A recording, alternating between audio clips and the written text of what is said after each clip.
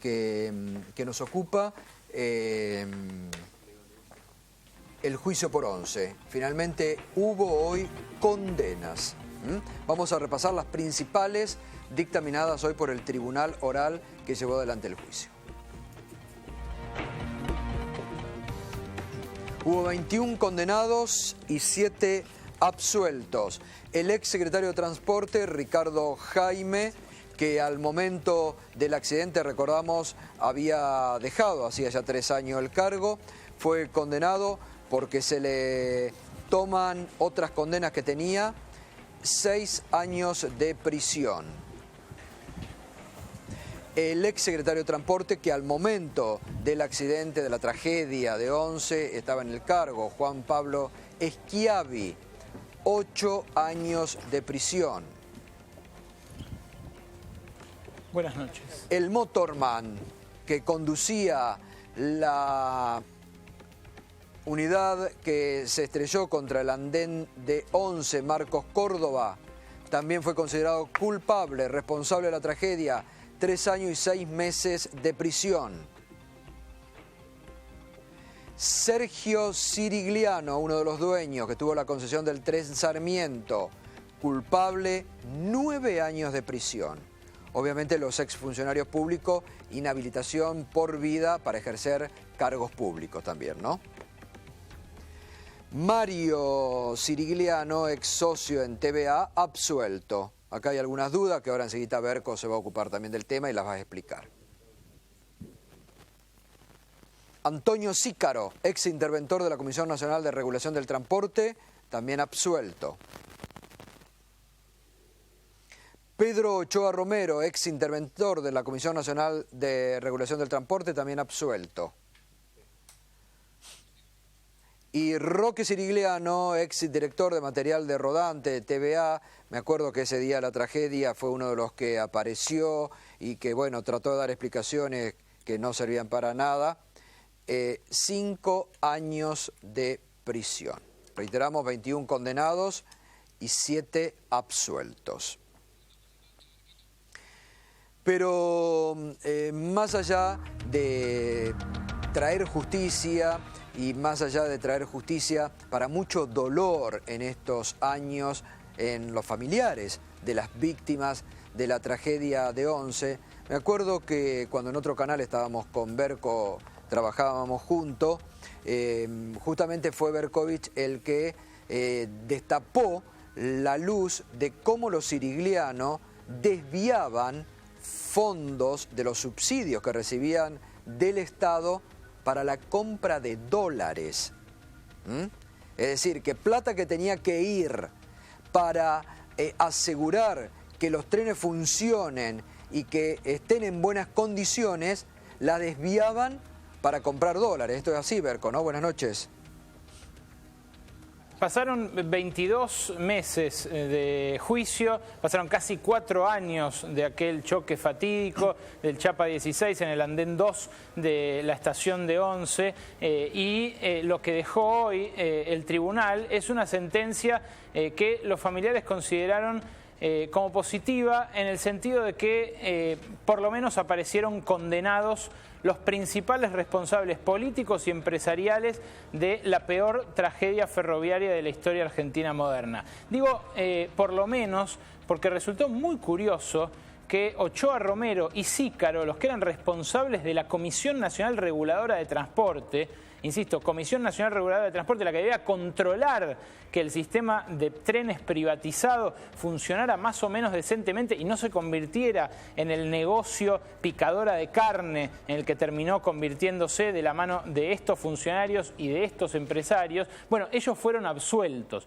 ¿Cuál fue el argumento del tribunal para absolverlos? Que ellos advirtieron las fallas que tenía el sistema de transporte y las condiciones deplorables en las que estaban los frenos terrenos, las formaciones, todo, en definitiva, todo el material rodante que circulaba en las líneas Mitre y Sarmiento y en todas las demás líneas, hasta la renovación que impuso esta tragedia por el clamor social que sucedió a aquellas 51 muertes. Pero eso, claro, el tribunal lo compensó con un pedido de extraer testimonios de este juicio, de estos 22 meses de juicio oral, para establecer qué nivel de desvío de subsidios, qué nivel de administración fraudulenta del dinero público involucró esta millonada que recibieron los siriglianos y que entregaron Jaime y Schiavi, y también establecer la responsabilidad penal eventual de Julio De Vido, el ministro de Planificación del gobierno saliente, del gobierno hasta hace 15 días nada más, y actual diputado además, que deberá ahora ser investigado por la justicia a pedido de este tribunal. Justamente el fiscal Fernando Arrigo solicitó que tanto Jaime como los siriglianos sean detenidos inmediatamente en función de estas penas que vos acabas de leer, por el peligro de fuga que representan, el dinero que tienen y los contactos en el exterior que todavía mantienen. Y de eso vamos a hablar ahora, porque claro, el sistema de subsidios era muy opaco hasta el choque del Chapa 16 en 11. Después, con la llegada de Florencio Randazzo al Ministerio de Transporte, empezaron a transparentarse y a blanquearse algunos números de la millonada que se les había entregado a estos concesionarios en los años previos. Pero fíjate vos, entre 2003 y 2011, o sea, el año previo a este desastre ferroviario de febrero de 2012, los subsidios declarados por la Secretaría de Transporte fueron 1.167 millones de pesos.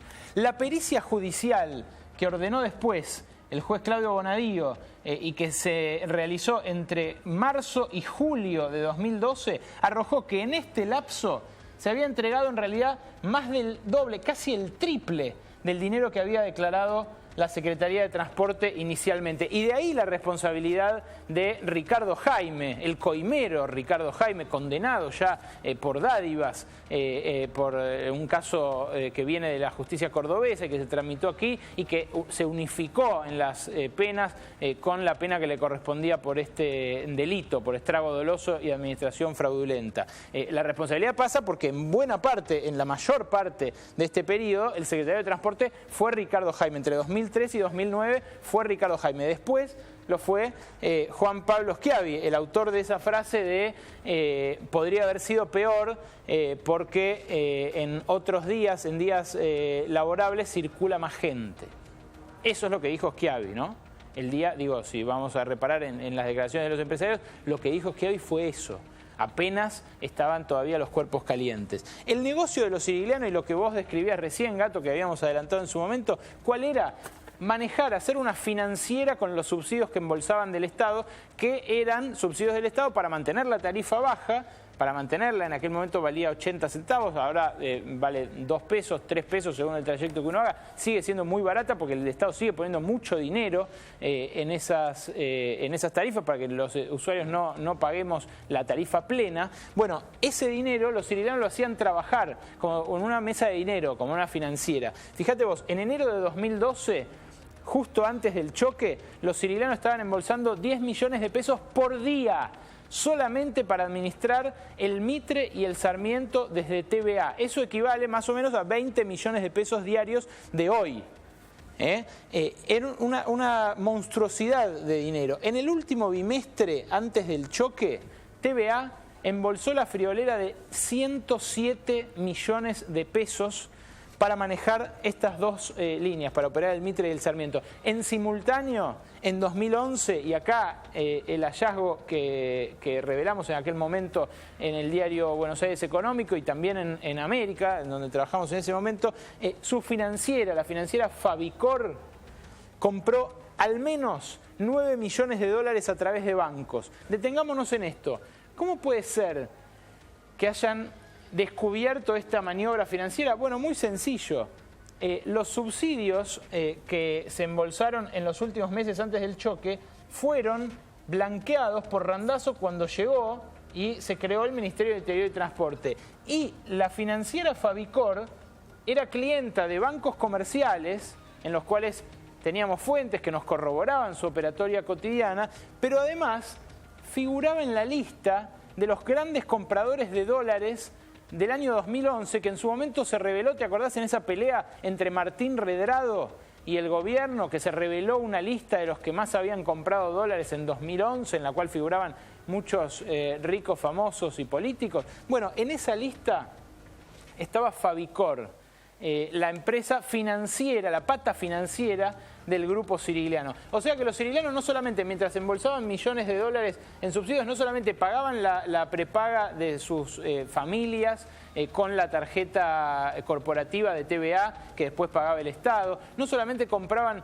joyas y muebles de la Polinesia francesa con esas mismas tarjetas que después pagaba TVA y que eran transferidas al Estado, sino que además compraban dólares. Compraban dólares para atesorar en el grupo en simultáneo a la recepción de subsidios. Era prácticamente un cambio de manos. ¿Y qué más hacían, además de comprar dólares apostando a la devaluación, que luego en realidad se transformó en un control de cambios? Además de eso, acércate acá, la financiera del grupo Cirigliano colocaba los subsidios en fondos comunes de inversión con la excusa de salvaguardarlos de la inflación. O sea, recibía 10 millones de pesos del Estado y decía, yo los pongo en un fondo común de inversión para obtener una rentabilidad y que ese dinero no se evapore por la inflación. Pero después, ¿qué hacía?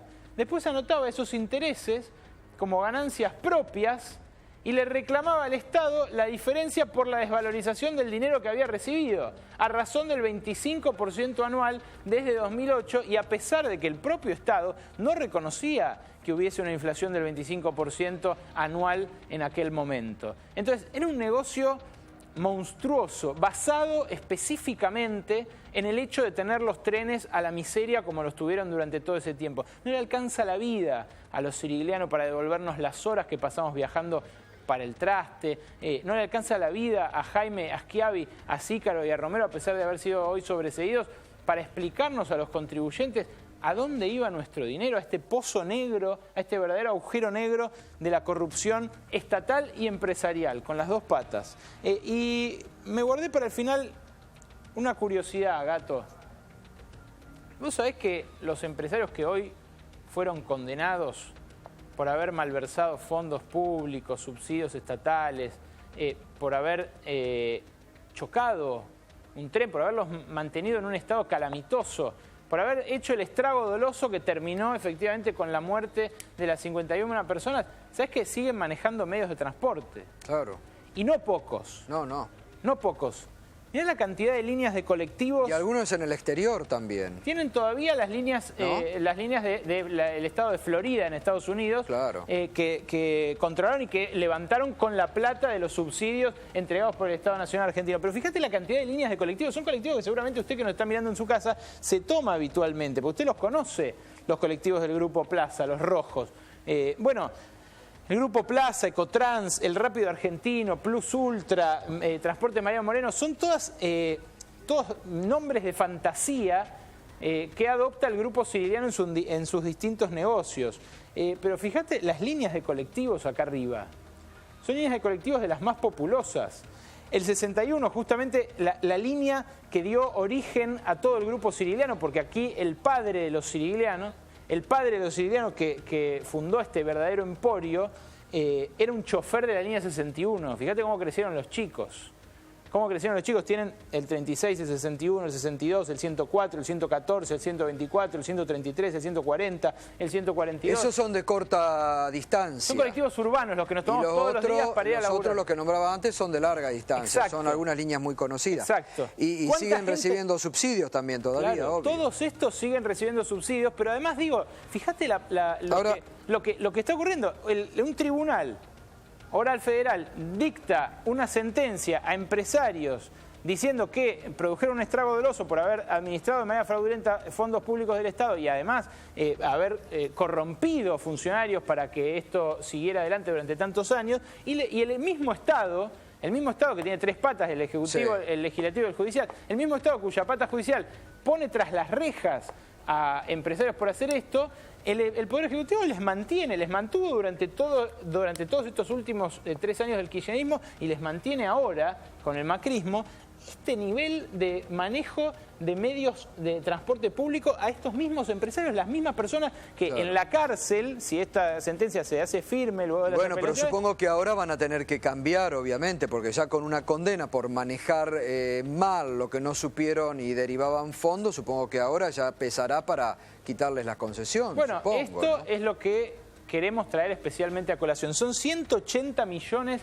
de pasajeros al año que seguimos siendo transportados por los hermanos Cirigliano, condenados hoy por haber llevado a la muerte a 51 personas. Acá estoy, mira, estaba prestando atención, ¿no? Pero acá estoy recibiendo información de alguien que estuvo muy activo participando de este juicio, que me dice, tu colega se pregunta por qué absolvieron al interventor de la Comisión Nacional de Regulación del Transporte.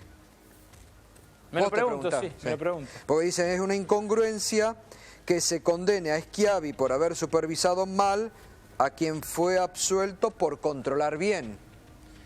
La pregunta que uno se hace a ese respecto es la siguiente. Bueno, acá dice que, me responde esta persona, dice que hubo un lobby muy poderoso a favor de esta persona por parte de un abogado muy influyente.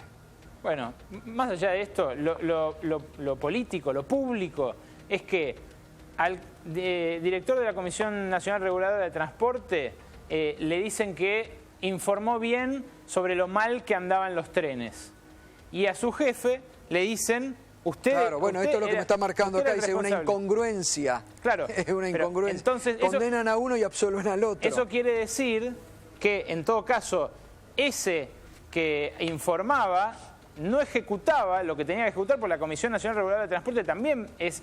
obvio, es un órgano importantísimo. Es un órgano que puede ejecutar multas y todo lo demás. Evidentemente, cuando miraban al secretario y cuando miraban al ministro, que en ese momento era Julio De Vido, y quizás cuando miraban más arriba, les decían a los Cirigliano no, porque los Cirigliano son amigos. Los Cirigliano no solamente fueron grandes aportantes de campañas durante mucho tiempo, sino que además aportaban micros para movilizaciones. Había un vínculo político muy específico con Ricardo Jaime. Ricardo Jaime era el que le pedía los micros a Cirigliano para ir, por ejemplo, a Plaza de Mayo, y esto me consta de un gerente del Grupo Cirigliano, me lo ha contado en su momento en 2008. Claro. Bueno, habrá que seguir esta información, ¿no? Porque realmente es incongruente, ¿no? Que a uno condene y al otro que tenía que controlar lo absuelva. Pero lo muy incongruente es que los ciriglianos sigan transportando a 180 millones de personas por año en la Argentina.